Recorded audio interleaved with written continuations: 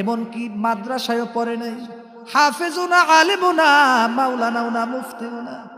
আমার আব্বা সাধারণ একজন মানুষ।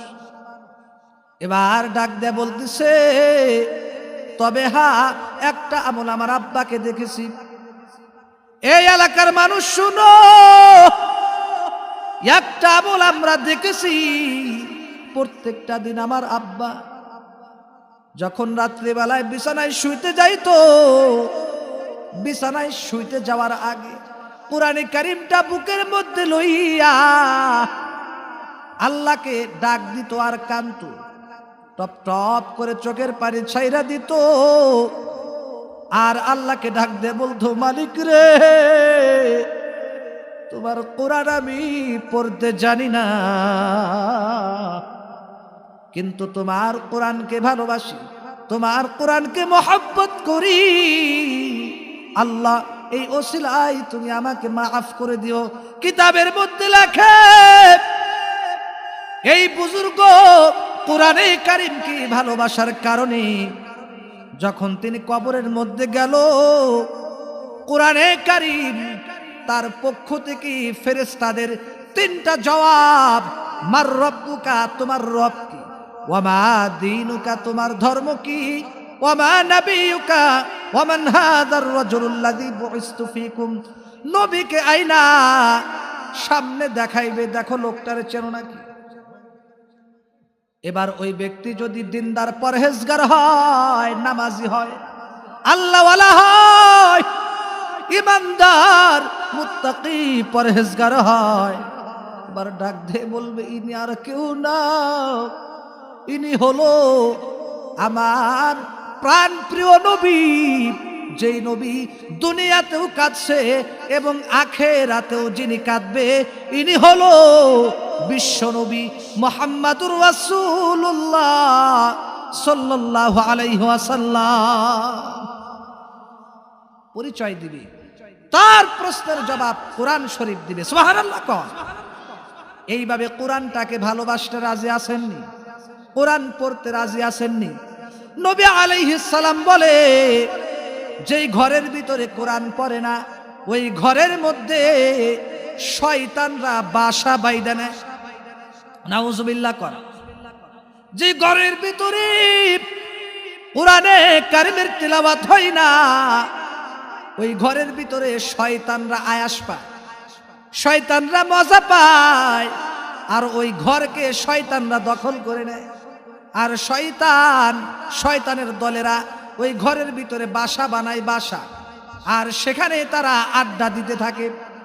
আর নবী বলে, যেই ঘরের ভিতরে কোরআনে কারিমের তিলাওয়াত হয়, কিতাবের তালিম হয়, জিকির আজগার হয়, কোরআনে কারিমের তিলাওয়াত হয়, ওই ঘরের ভিতরে আল্লাহ রহমত দিয়া ভরপুর করে দেয়।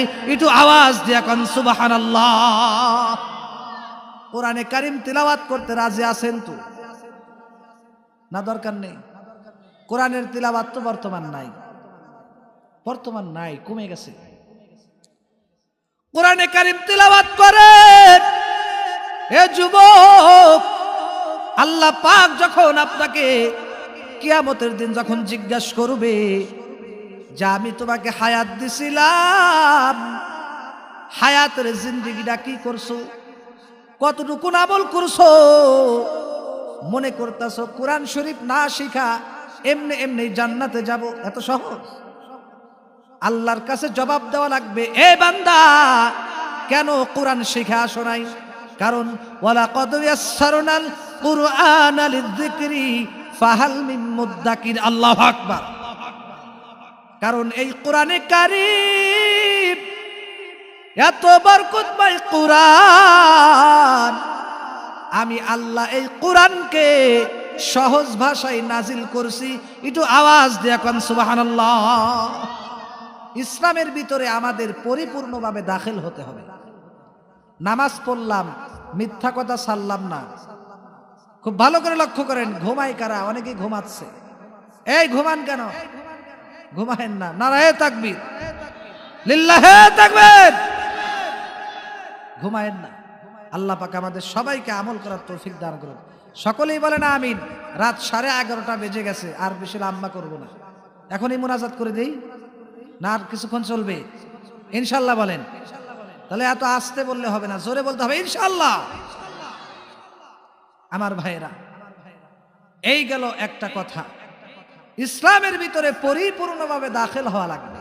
আমি নামাজ পড়লাম, মিথ্যা কথা ছাড়লাম না, তাহলে আমি ইসলামে পরিপূর্ণ দাখিল হই নাই। আমি নামাজ পড়ি, মিথ্যা কথা ছাড়ি না, ইসলামে দাখিল হতে পারি নাই। আমি নামাজ পড়ি, আমার স্ত্রী পর্দা করে না, আমি এখন ইসলামের পথে সঠিকভাবে পরিপূর্ণ দাখিল হতে পারি নাই। আমি নামাজ পড়ি, ঘুষ ছাড়তে পারি না, ঘুষের কারবার ছাড়তে পারি না, ইসলামে এখনো পরিপূর্ণ দাখিল হই নাই। আমি নামাজ পড়ি কিন্তু মানুষকে আমার ব্যবহারে কষ্ট দেওয়া এখনো বাদ দিতে পারি না, তাহলে বুঝতে হবে ইসলামে এখনো পরিপূর্ণ ঢুকি নাই। আমি নামাজ পড়ি আবার অন্যের খ্যাতের ভিতরে আলমাই রাখাই। আমি নামাজ পড়ি, টাকা ধার নেই কিন্তু ঠিক মতো লেনদেন করি না। আমি নামাজ পড়ি, আমানতের খেয়ানত করি, আমানতের খেয়ানত করি। এইরকম ভাবে আপনারা বলেন তো দেখি, নামাজ পড়তে হলে অন্য অন্য আমল করা দরকার আছে না নাই? ইসলামের ভিতরে পরিপূর্ণভাবে দাখিল হতে হবে। যেমন পরিপূর্ণভাবে যদি কেউ দাখিল না হয় তাহলে কেমন একটা বুকামি, একটা উদাহরণ শোনেন, এক্সাম্পল। এক বিছানায় মশারি টানাইছে, মশারি।